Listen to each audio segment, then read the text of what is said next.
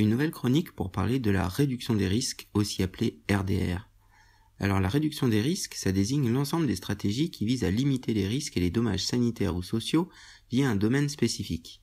C'est donc une approche globale qui s'applique pas qu'à la toxicomanie, mais dans mon cas, je vais volontairement faire un focus spécifique sur ce domaine parce que c'est l'objet de ma chaîne.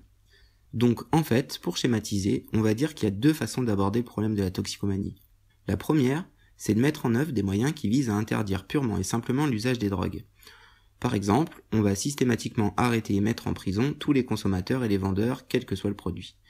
Alors le problème, c'est qu'on s'aperçoit que cette approche, elle atteint rapidement ses limites pour plusieurs raisons. La première, c'est que les gens se sont toujours drogués depuis la nuit des temps, et il est à mon sens illusoire de penser qu'on va pouvoir éradiquer les drogues de la planète. La seconde, elle est plutôt liée aux sanctions proposées et à leurs conséquences.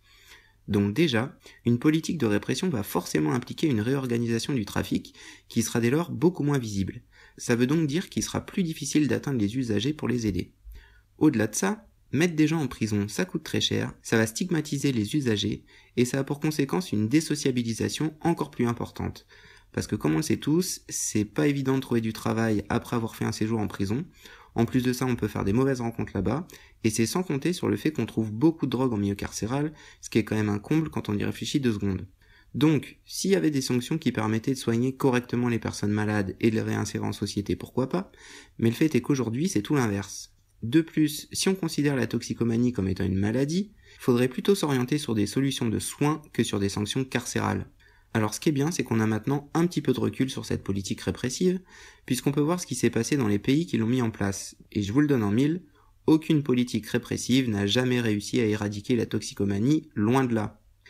Alors sinon, on a une autre stratégie, qui est plutôt de voir les choses de façon pragmatique, en partant du postulat qu'on ne pourra pas éradiquer l'usage des drogues. Donc plutôt que de sanctionner, on va préférer mettre en place un accompagnement qui vise à limiter les risques liés aux usages des prods. Finalement, la RDR, c'est un peu comme une philosophie où on va privilégier l'information à la moralisation. Je peux pas t'empêcher de te défoncer, ok, mais voilà les risques que tu prends, et si je peux, je vais même t'offrir un environnement plus sain pour le faire. C'est une attitude pragmatique qui va viser à ne pas juger l'usager. En fait, on va essayer de s'éloigner le plus possible de ce rapport de pouvoir complètement pourri, genre la peur de la sanction, etc.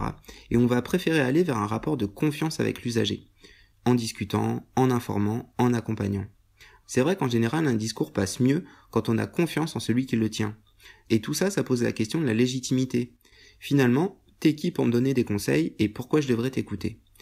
Et ça m'amène à parler du concept d'empowerment qui vise à placer l'usager au centre du dispositif en prenant en compte ses compétences propres.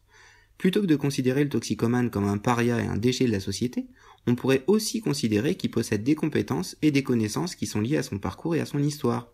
Perso, j'ai parfois eu affaire à des médecins généralistes qui en connaissaient beaucoup moins que moi sur les problématiques de l'addiction. Alors tout ça, c'est pas lié au fait que j'ai fait des études poussées en addictologie, pas du tout. C'est simplement lié au fait qu'en 15 ans de toxicomanie, j'ai nécessairement appris beaucoup de choses, souvent à mes dépens d'ailleurs. J'ai rencontré pas mal de gens qui étaient dans mon cas, et j'ai pu expérimenter l'effet de nombreux produits. Bref, disons que j'ai une expérience de vie qui me permet de connaître mon sujet. Donc, on pourrait penser que les usagers de drogue sont peut-être bien placés pour parler des problématiques d'addiction. On pourrait même imaginer qu'ils sont peut-être parfois plus légitimes pour informer les jeunes, plutôt que des gens en costard-cravate qui n'ont jamais fumé un bédo de leur vie et qui se permettent de donner des conseils sur des prods qu'ils connaissent qu'en théorie. Et en fait, le concept de l'empowerment, c'est ça. C'est d'utiliser les compétences de l'usager plutôt que de simplement le considérer comme un malade. Alors moi, perso, j'aime beaucoup cette vision des choses et je pense qu'elle gagnerait à être plus développée. Alors cette politique de réduction des risques, est-ce qu'elle a eu des conséquences concrètes ? Eh ben oui, il y en a eu pas mal. On peut par exemple citer la mise en place des programmes d'échange de seringues, les salles de consommation à moindre risque, la mise en place des traitements de substitution pour les consommateurs d'opiacés comme le Subutex ou la Méta. Il y a même des bus Méta qui permettent aux gens en galère d'avoir accès à leur médoc et d'éviter d'être malades. On a aussi tout ce qui est testing de produits en teuf ou dans des lieux spécifiques.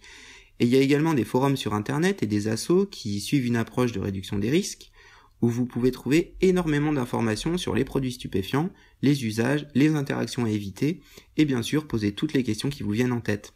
La RDR, c'est par exemple de vous conseiller de pas échanger vos pailles, d'éviter de mélanger benzo et sub, de vous méfier de tel batch de RC vendu sur tel site parce qu'il contient un truc cradingue, d'éviter de prendre des substances hallucinogènes tout seul chez vous, histoire d'avoir quelqu'un à vos côtés si jamais vous partez en mauvais trip.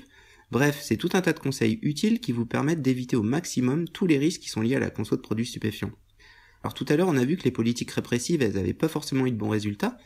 On pourrait se demander qu'est-ce qu'il en est pour la réduction des risques. Eh bien, toutes les études montrent que la mise en place d'une politique de RDR a de très bons résultats et permet même parfois d'économiser de l'argent. C'est un peu la logique du mieux vaut prévenir que guérir. Alors pourquoi on ne développe pas ça plus généralement, me direz-vous ? Eh bien ça, je vous répondrai que j'ai l'impression que c'est plutôt un problème politique. En fait, la RDR, ça fait un peu peur aux gens. Certains pensent que ça va favoriser, voire inciter à l'usage des stupéfiants. Ça pose nécessairement la question de l'acceptabilité sociale de la toxicomanie. Si on prend l'exemple des salles de consommation à moindre risque, on voit qu'il y a 58% des Français qui y seraient favorables. Alors ça reste une majorité, mais on se rend quand même bien compte que le sujet divise. Pourtant, au vu des études qui ont été menées sur le sujet, les peurs des gens elles semblent injustifiées puisque ces dispositifs n'impliquent pas d'augmentation de la consommation et favorisent même l'accès des gens les plus précarisés à des services de soins. On constate également que le rapport coût-efficacité est très largement bénéficiaire, parce que pour 1 euro investi dans les salles de conso, c'est 5 euros économisés en termes de gestion de coûts de santé publique. La forte baisse du VIH dans les années 90 et la baisse de l'hépatite par exemple, c'est également une des conséquences concrètes de l'application de cette politique. La réduction des risques semble donc être une bonne réponse apportée à la problématique de la toxicomanie. Si vous demandez aux personnes concernées, tous les toxicomanes vous répondront sans exception qu'ils veulent s'en sortir. Mais comme j'ai déjà expliqué dans certaines de mes chroniques, les parcours de soins sont jamais linéaires et la rechute fait partie du processus. Donc, il me semble qu'un accompagnement sur le long terme est nécessaire. Et concernant les petits jeunes qui sont dans des pratiques à risque, là encore, je pense que rien ne sert de leur faire peur en leur racontant n'importe quoi. Faudrait plutôt privilégier le rapport de confiance en leur expliquant les risques liés à l'usage des produits qu'ils prennent dans un langage qu'ils peuvent comprendre. Comme je l'ai dit précédemment, je pense que nous pouvons utiliser les compétences des usagers eux-mêmes pour travailler sur la prévention. Donc voilà, c'est la fin de cette petite chronique sur la réduction des risques. Comme vous l'aurez compris, j'ai un avis très tranché sur le sujet. C'est certainement pas une solution magique, on est d'accord, mais je pense que c'est pour l'instant l'approche la plus intelligente pour aborder ce sujet délicat qu'est la toxicomanie. À bon entendeur, salut.